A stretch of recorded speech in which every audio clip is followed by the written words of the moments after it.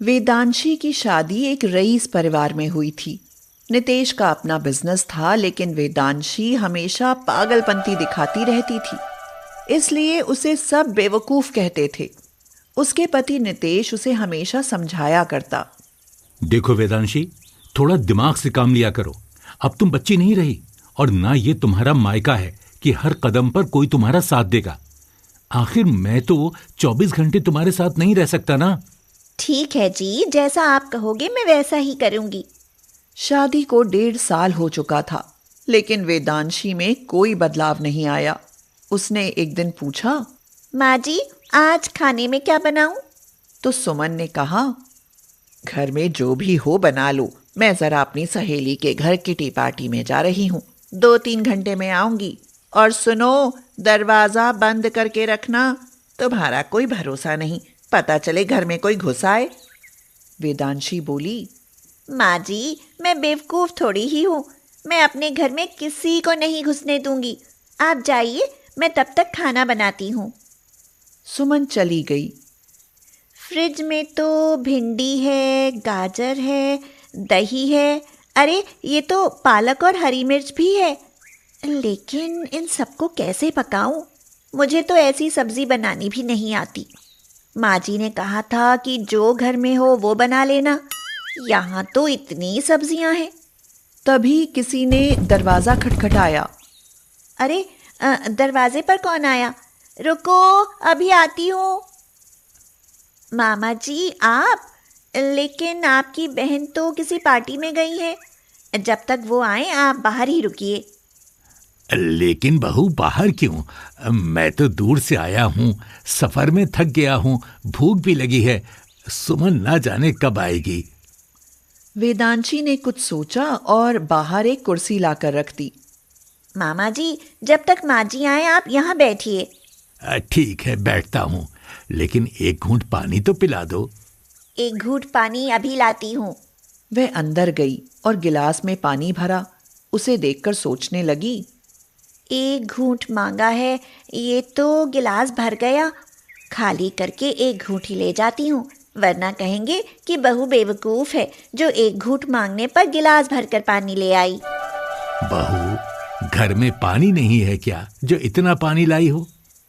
आपने ही तो कहा था एक घूंट पानी पिला दो। चलो ठीक है, मैं खाना बनाती हूँ, मुझे बातों में मत लगाओ। यह कहकर उसने अंदर आकर दरवाजा बंद कर लिया। माँ जी आएंगी तो ये देखकर खुश हो जाएंगी कि मैंने किसी को अंदर नहीं घुसने दिया।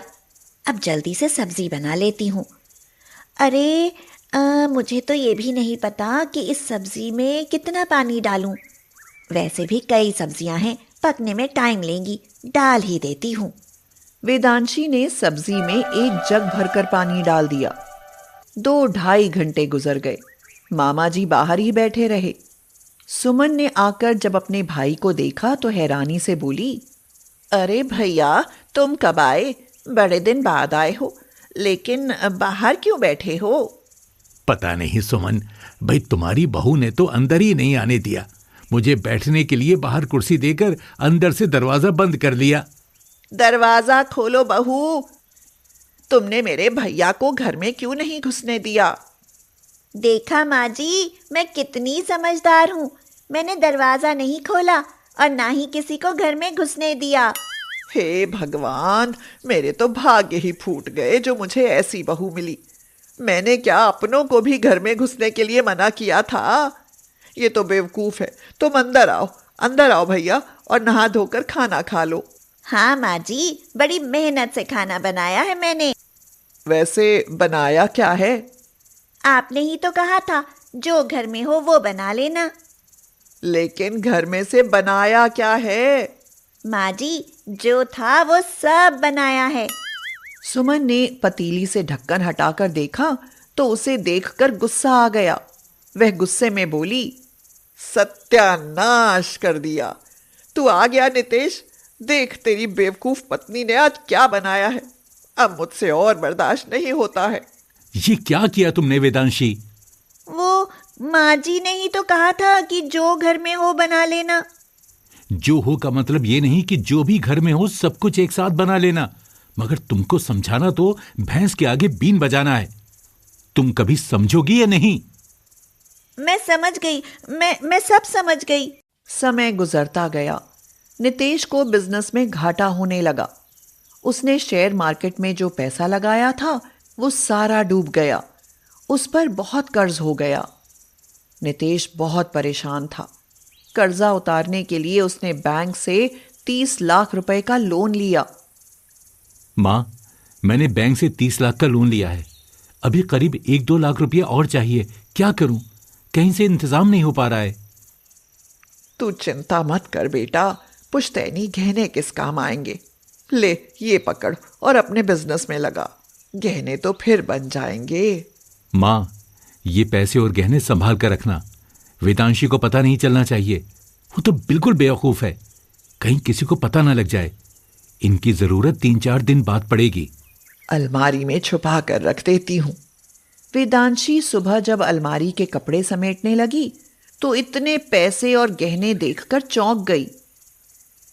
इतने सारे पैसे, और वो भी हमारी अलमारी में। ये माझी भी ना खुद को बहुत समझदार समझती हैं। पैसे और जेवर क्या ऐसे अलमारी में रखे जाते हैं? मैं इन्हें कहीं अच्छी जगह छिपा कर रख देती हूँ। वेदांशी ने वो पैसे आटे के कनस्तर में रख दिए। रात के 2 बजे थे। घर में कुछ चोर घुस गए। उन्हें घर में कहीं कुछ नहीं मिला। अरे यार, ये किन भिकमंगों के घर में घुस गए यार। घर इतना आलीशान, लेकिन कहीं 100 रुपए भी नहीं मिले। पता नहीं कौन सी तिजोरी में छिपा के रखे हैं। वेदांशी गहरी नींद में सोई हुई सपना देख रही थी। नितेश उससे सपने में कह रहा था, देखो अपनी आंखों से, तुमने मेरी सबसे अच्छी कमीज प्रेस से जला दी। देख रही हो या नहीं? वेदांशी जोर जोर से बड़बड़ाने लगी। मैं देख रही हूँ, सब देख रही हूँ। मैंने सब देख लिया है। लगता है इस औरत ने हमें चोरी करते देख लिया। एक तो कुछ हाथ नहीं लगा, ऊपर से पकड़े गए सो अलग। हाँ यार, चलो इनसे माफी मांग लेते हैं। वैसे भी हमारे पास कुछ नहीं है। भागने का कोई रास्ता है नहीं, शायद बच जाएं। हमें माफ कर दो, हमने कुछ नहीं चुराया। हम गलती से यहाँ आ गए। माफ कर दो मालिक, हमने कुछ नहीं चुराया। नितेश और वेदांशी हड़बड़ाकर उठ बैठे। तुम चोर हो? हमारे घर में चोरी करने आए हो? अब मैं तुम्हें छोड़ूंगा नहीं। मैं अभी पुलिस को फोन करता हूं। माँ, जल्दी आओ। नहीं मालिक, ऐसा मत करो। हम आए तो देखो चोरी करने थे, लेकिन हमें कहीं कुछ मिला नहीं। हम जाने वाले थे, तभी इस औरत ने हमें देख लिया और वो चिल्लाने लगी कि मैं देख रही हूँ, मैं सब देख रही हूँ, मैंने सब देख लिया। इसलिए हम सारे आपसे माफ़ी मांगते हैं। हमने आपका कुछ नहीं चुराया, हमें माफ़ कर दो। तब तक सुमन ने पुलिस को फोन करके बुला लिया और वो चोरों को पकड़ कर ले गए। माँ, जरा अलमारी में पैसे तो देखो। नितेश, अलमारी में पैसे और गहने नहीं हैं। वेदांशी हंसते हुए बोली। नितेश, मैंने तो पहले ही सारे जेवर और पैसे आटे के कनस्तर में छुपा दिए थे। बताओ, हूं ना मैं समझदार। लेकिन बहू, मैंने तो वो अलमारी में रखे थे। माँ जी, जब मैं अलमारी में कपड़े लगा रही थी ना, तब मैंने उसमें वो गहने और पैसे रखे देखे। फिर मैंने वो वहां से निकाल कर छिपा दिए। बताओ, मैंने अच्छा किया ना? बहू, आज तुमने हमें बर्बाद होने से बचा लिया। तुमने बहुत अच्छा किया। माँ, अभी पुलिस स्टेशन से फोन आया है। वो चोर नहीं बल्कि इनामी डकैत थे। सरकार ने उन तीनों पर 3 लाख का इनाम बोला हुआ था और उन्होंने हमें सुबह इनाम लेने के लिए पुलिस स्टेशन बुलाया है। देख नितेश, आज तुम्हारी बेवकूफ पत्नी ने कितना अच्छा काम किया है। नितेश ने उसे गले लगाते हुए कहा। वाह, मुझे मेरी बेवकूफ पत्नी पर नाज है। आज इसने मुझे बर्बाद होने से बचा लिया।